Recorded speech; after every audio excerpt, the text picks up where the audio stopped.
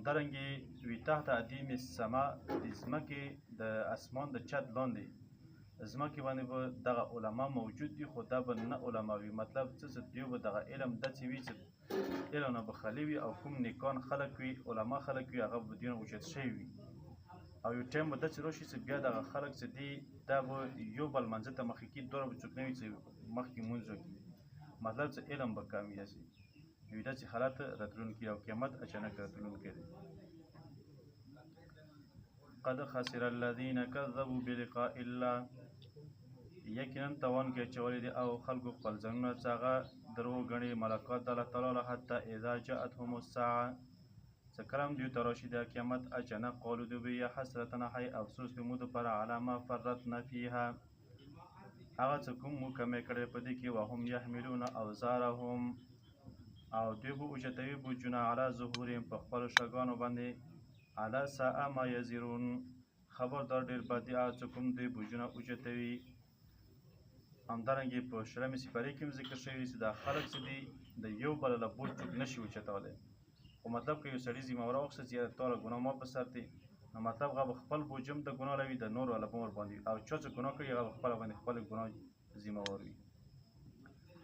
وما الحیات الدنیا الا لعب ولهو، د دنیا حقارت ذکر کوي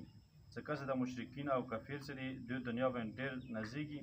نو د دنیا هېڅ حیثیت هم نشته دی.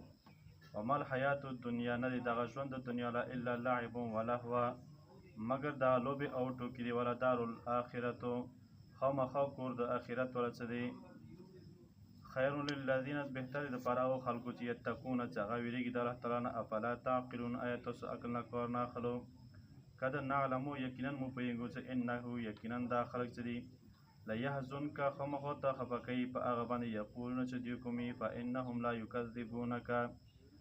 یقینا دوی تکذیب نه کوي د تا ولکن الظالمین، لیکن د ظالمان خلک چې دي د آیاتونو د الله تعالی انکار کوي. ولقد کذبت رسل من قبلک، یقینا تکذیب کړی شوی د انبیا والا من قبلک مخکې د تا نه، فصبرون دوی صبر وکړو په هغه څه باندې چې کوم د دوی والا دروغ کړی شوي او دوی ته تکلیف ورکړی شوی تر دې پورې اتاهم چې راغله دوی ته نصرونه د مو والا امداد. لا مبدل لکلمات الله، نشته یې بدلېدل د کلمو د الله تعالی والا یا احکامات د الله تعالی والا. ولقد جاءک من نبأ المرسلین، یقینا راغلي تا ته خبرونه د هغه یا حالات د انبیاو مخکیني والا. وان کان کبر علیک اعراضهم، تسلی نبی صلی الله علیه وسلم ته که چیرې وي دغه مشکل په تا باندې اعراض وکړم دغه مخ اړول د دوی والا. دې ځای کې اصل کې د آیتونو نزول د دې طریقې سره و چې دغه کافرو به د نبي کریم صلی الله علیه وسلم نه دې دغه کول مطالبه چې یاره که ته پیغمبر وې نو ته داسې معجزه راوړه، دا شی مو ته وښیه، دا وښیه. او نبي صلی الله علیه وسلم هم دا خواهش شو چې یاره دې خلکو ته داسې څه د کوم مطالبه کړي چې دا ورته وښیلی شي چې دوی دغه ایمان راوړي مسلمان شي. نو الله تعالی ورته فرمایي چې دا تا د وس او طاقت قدرت کې نه دی، د معجزه خیل دا د ما په وس او طاقت کې دي. که چیرې د طاقت لرې ان تبتغیه چې ته ولټوې نفقا فی الارض، یو سری په ځمکې کې، او سلمه یا ترمبیې فی السماء، څه وخت چې اسمان ته فتأتیهم، او ته راوړې دوی ته بآیتین یوه نښه دلیل د وحدانیت د الله تعالی نه. ولو شاء الله، که چیرې خوښه شوي الله تعالی لجمعهم علی الهدی، نو دوی ټول به راجمع کړي په هدایت باندې. فلا تکونن، نو ته مه کېږه د ناپوهیو نه. انما یستجیب الذین، یقینا مني خلک چې هغوی غوږ کېږدي چاپې طلب وي والموت، او د مړي چې دي نو یبعثهم الله،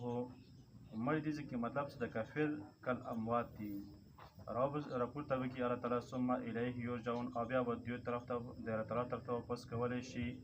حساب دپاره. قالو دوی به وایي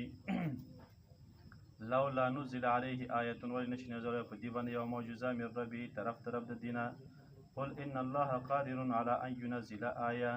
الله تعالی قادر دی په دې خبره باندې چې نازل کړي یوه نښه، مطلب څه ورکړي معجزه.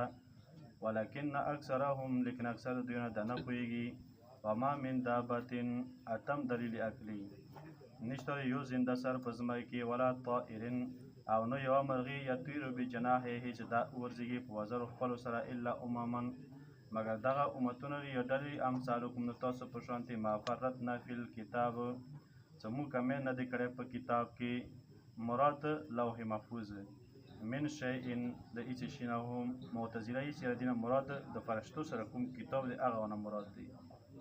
ثم الى ربهم یحشرون بیا تاسو ټول رب طرف ته واپس کولی به شو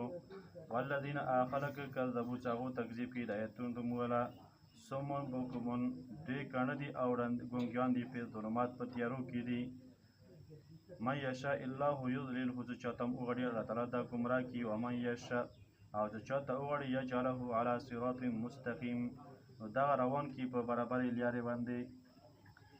قل تو ته یا ای پیغمبره ارایتکم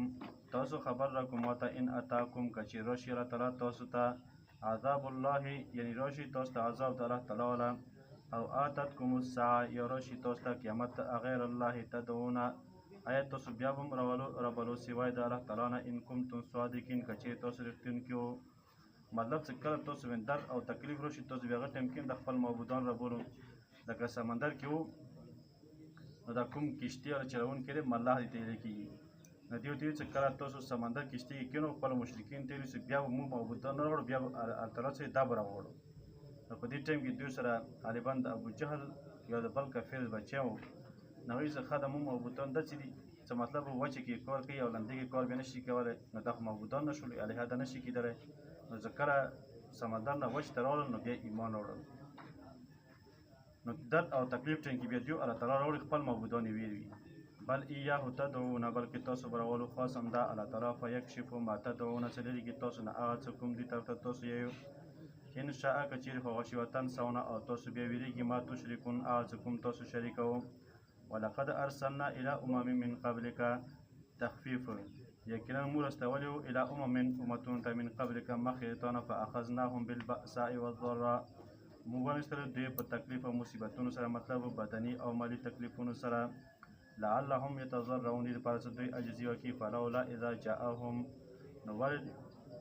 ولنه که چیرې راغلی وي دوی ته بأسونه د عذاب د موږ تضرعون دوی بیا عجزي کوي